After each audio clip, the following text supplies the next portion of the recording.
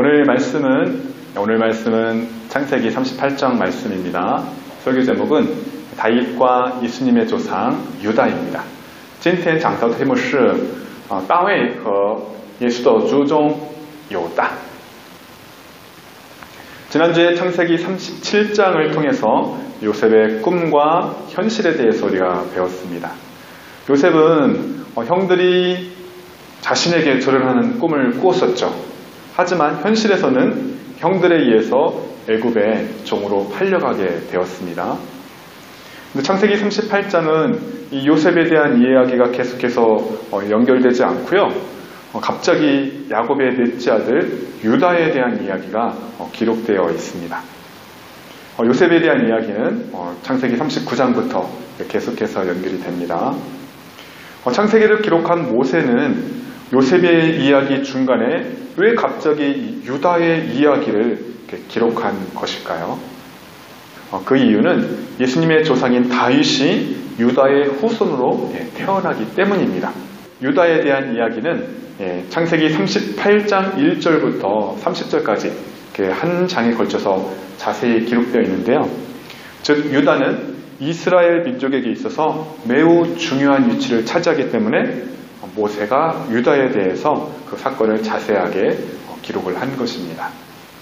그에 반해서 야곱의 첫째 아들 루벤이 그 아버지 빌하와 동침을 했기 때문에 그 사건이 창세기 35장 22절에 딱 한 절만 기록되어 있습니다. 장자였던 루벤은 이 사건으로 말미암아서 아버지의 족보를 이어받는 그런 축복을 잃어버리게 되었습니다. 그래서 마태복음에 나타난 예수님의 족보를 보면 야곱은 루벤과 그의 형제들을 낳았다라고 기록되지 않고 야곱은 유다와 그의 형제들을 낳았다라고 기록되어 있습니다. 마태복음 1장 2절 말씀 开始 亚伯拉罕生以撒，以撒生雅各，雅各生犹大和他的弟兄。시작. 아브라함이 이삭을 낳고 이삭은 야곱을 낳고 야곱은 유다와 그의 형제를 낳고. 마태복음에 기록된 예수님의 족보를 좀 더 살펴보면요. 4명의 여자 이름이 기록되어 있는 것을 우리가 알 수 있습니다. 마태복음 1장 3절 보면犹大从他玛起生法雷斯的和谢拉. 유다는 다멜에게서 베레스와 세례를 낳았고요. 마태복음 1장 5절 말씀. 쌈은 종 라허 시생 보아스 종 루더 시생 어베이더. 살몬은 라합에게서 보아스를 낳고 보아스는 루드에게서 오벳을 낳고. 또 마태복음 1장 6절에 보면 다윗의 종 우리아의 지즈 바시바 성 솔로몬. 다윗은 우리아의 아내 즉 바세바에게서 솔로몬을 낳고. 예수님의 족보에 기록된 이 4명의 여자 즉 다말과 라합과 룻 그리고 바세바는 모두 각각 특별한 사연을 가지고 있습니다. 그들 중에서 다말은 오늘 성경 본문 창세기 37장에 있죠. 다말은 유다의 아내가 아니라 그의 아들의 아내 즉 유다의 며느리였습니다. 그런데 어떻게 해서 이 시아버지와 며느리가 동침을 해서 다윗의 조상을 낳게 된 것일까요? 그리고 인류의 구원자이신 이 예수님은 경건한 집안이 아니라 왜 이런 수치스러운 집안에서 족보에서 태어나셨던 것일까요? 지금부터 하나님께서 모세를 통해서 이런 사건을 성경에 자세히 기록한 그 이유에 대해서 살펴보도록 하겠습니다. 유다는 자기 형제들과 함께 살지 않았고요. 혼자 형제들로부터 떠나서 따로 살았습니다. 유다는 가나안 사람의 딸들과 결혼을 했고 아이들을 낳았습니다. 유다의 첫째 아들의 이름은 엘이었고 둘째 아들의 이름은 오난이었습니다. 그리고 셋째 아들의 이름은 셀라였습니다. 결혼은 매우 중요한 일이죠. 그런데 누구와 결혼하냐가 더 중요합니다.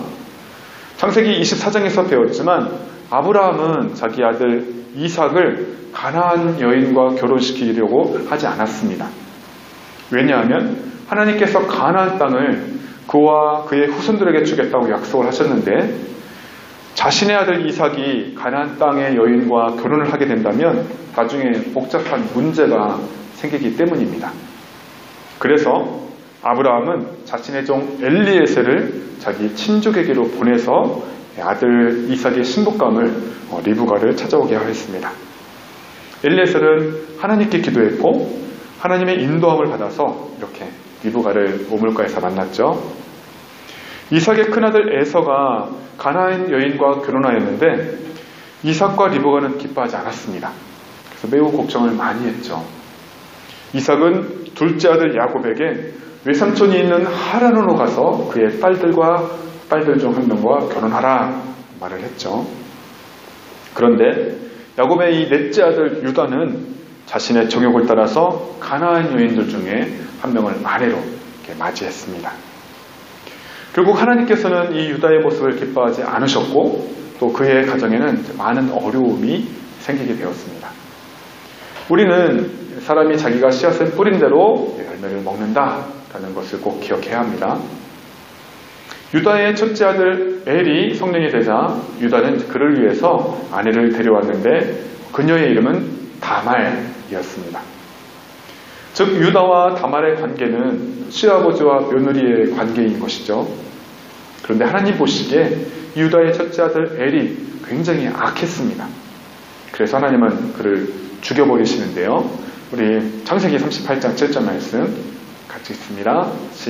开始有大的长子儿在耶和华眼中看为恶，耶和华就叫他死了。 시작. 유다의 장자 엘이 여호와가 보시기에 악함으로 여호와께서 그를 죽이신지라. 악한 사람이라 하더라도 하나님께서는 모두 다 그냥 죽여버리시지는 않습니다. 엘의 죄는 하나님 보시기에 용서할 수 없을 정도로 굉장히 악했기 때문에 하나님께서 그를 죽이신 것이죠. 그 당시에는 이제 장가를 간 첫째 형이 죽게 되면 그의 동생이 형의 대를 이어야 되는 그런 문화가 있었습니다.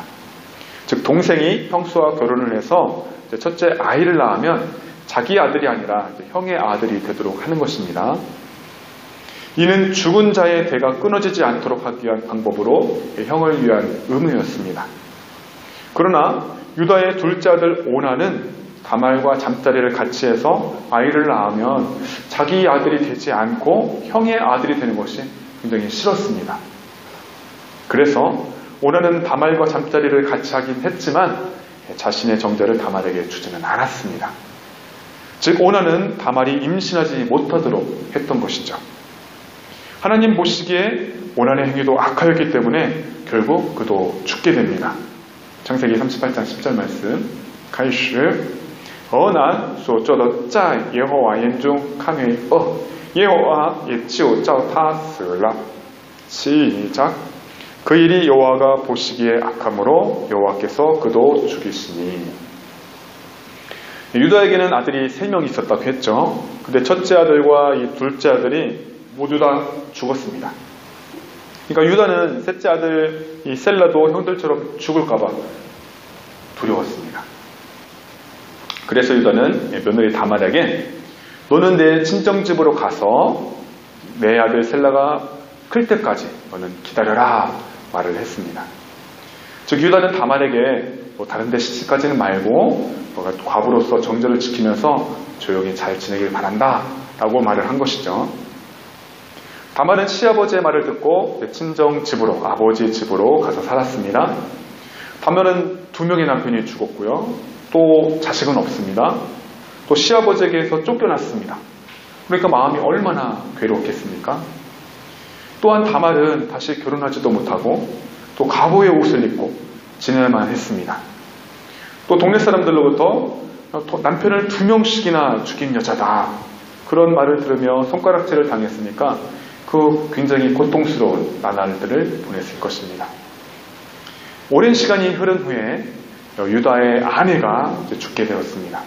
유다는 장례를 마치고 친하게 지내던 친구와 함께 자기 양들의 털을 깎는 그 사람이 있는 곳으로 가게 되었습니다. 어떤 사람이 다말에게 와서 이 시아버지 소식을 알려주었습니다. 다말은 곧바로 과부의 옷을 벗고 그리고 천으로 얼굴을 가리고 또 즉 창녀로 변장을 한 겁니다. 그리고 시아버지가 지나는 길로 갔습니다. 다말이 그렇게 한 이유는 시아버지가 약속을 지키지 않았기 때문이죠.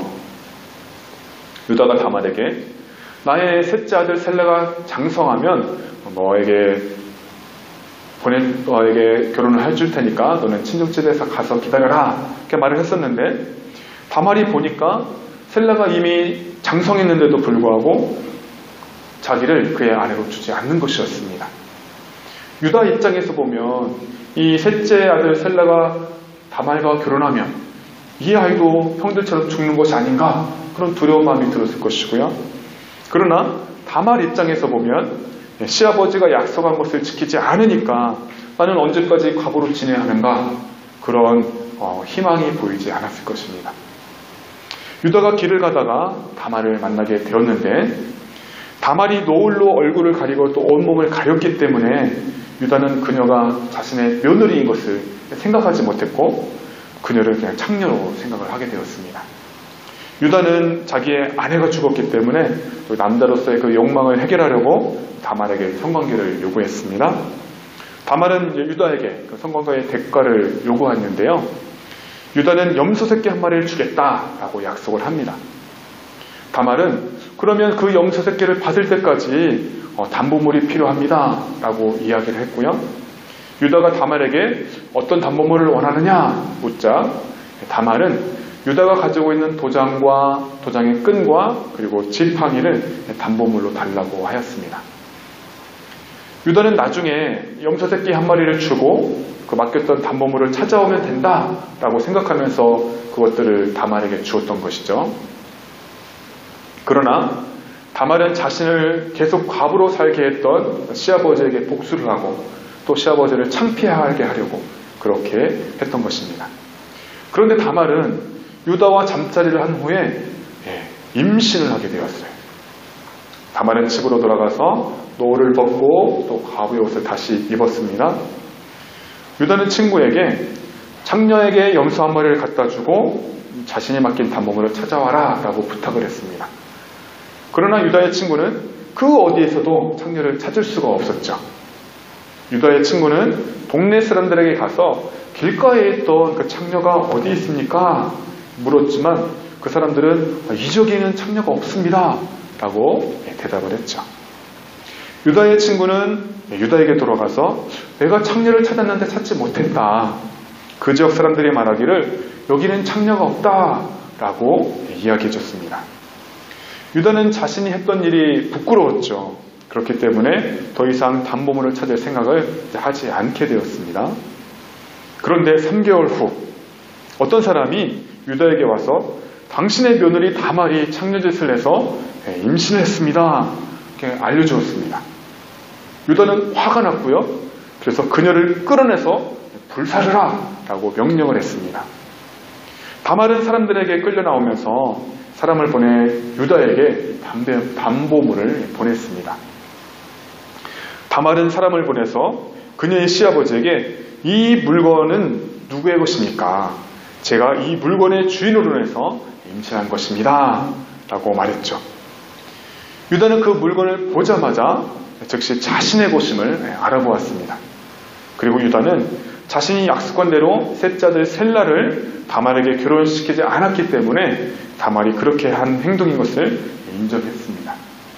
유다는 자신의 경솔한 행동이 부끄러웠고 또다시 다말을 보는 것이 부끄러워서 다말을 가까이 하지는 않았습니다. 다말은 쌍둥이를 임신했고요. 그리고 베레스와 세라를 낳았습니다. 자, 아무리 생각해도 여러분 예수님의 족보에 나오는 유다와 다말의 사건은 참으로 수치스럽습니다. 부끄럽습니다.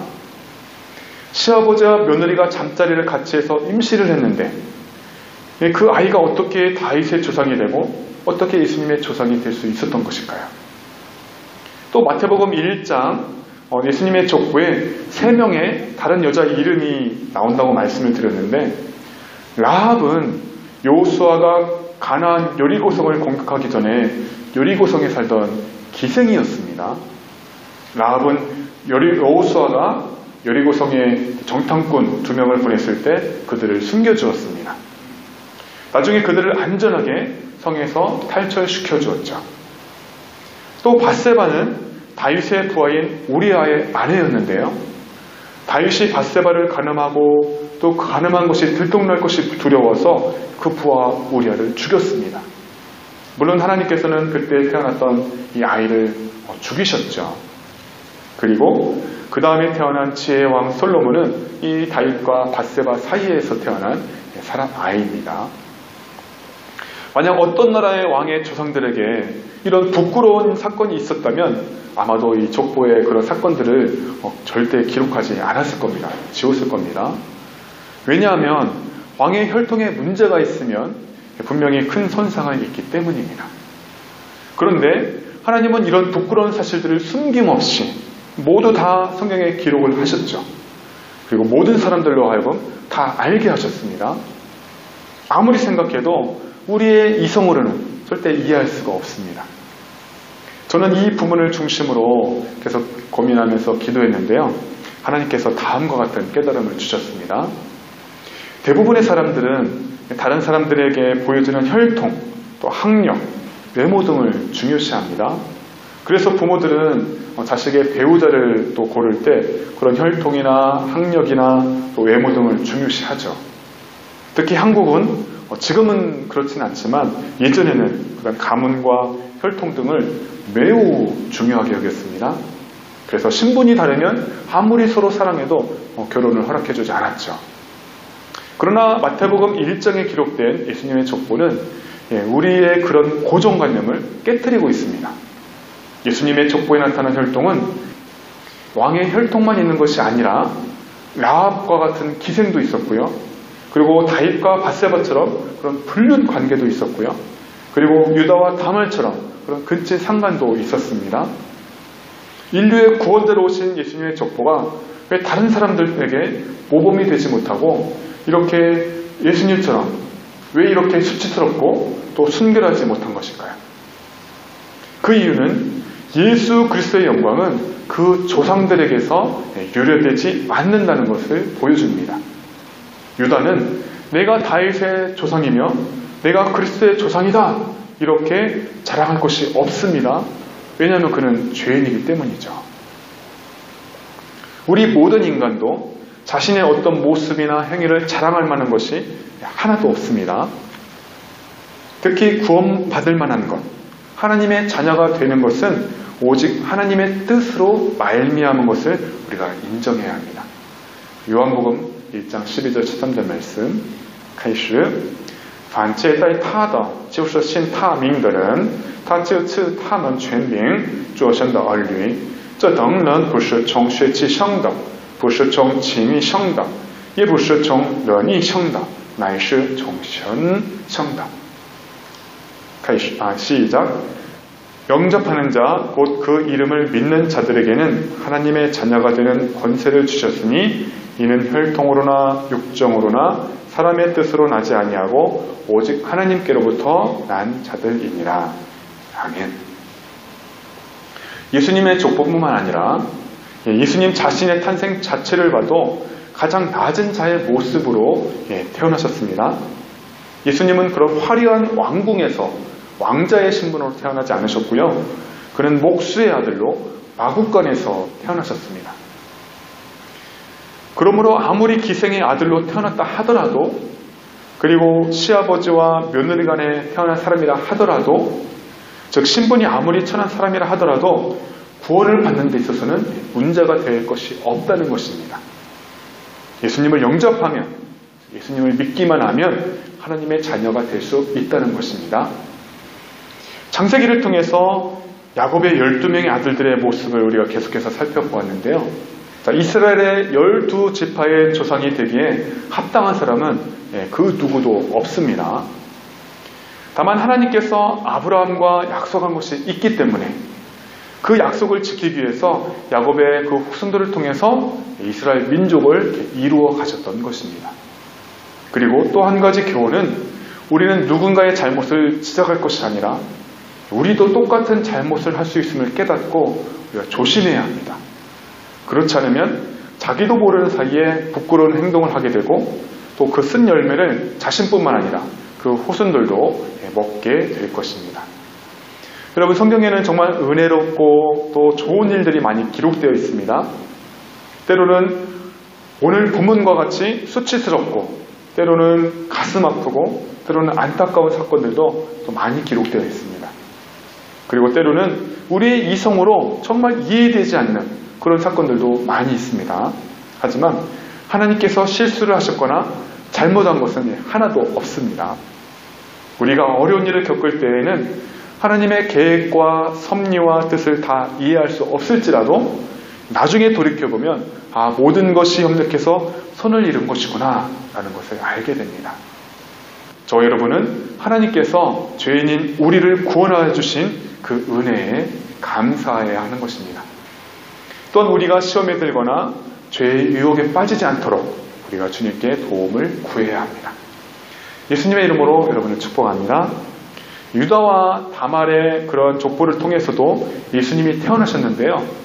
여러분을 통해서 믿음의 자녀들이 많이 태어나기를 축복합니다. 아멘.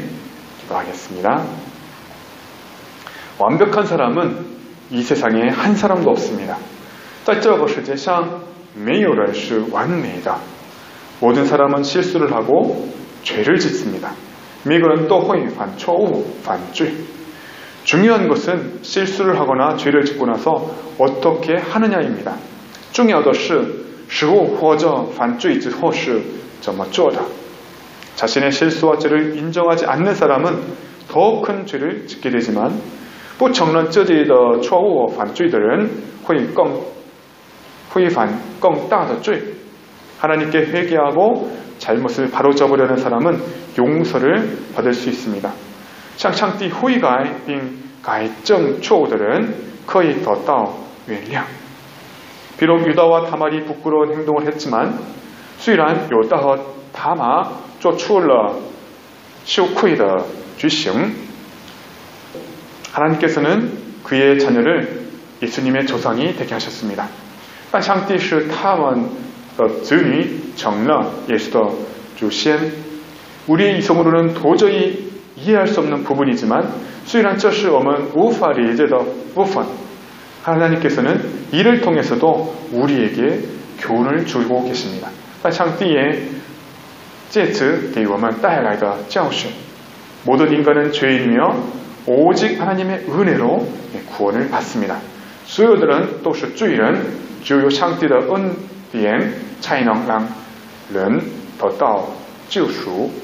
구원을 받을 수 있는 유일한 길은 오직 참 하나님이요 참 사람이신 예수 그리스도밖에 없습니다. 只有真上帝和真人的耶稣基督才是唯一能够得救的道路. 아멘.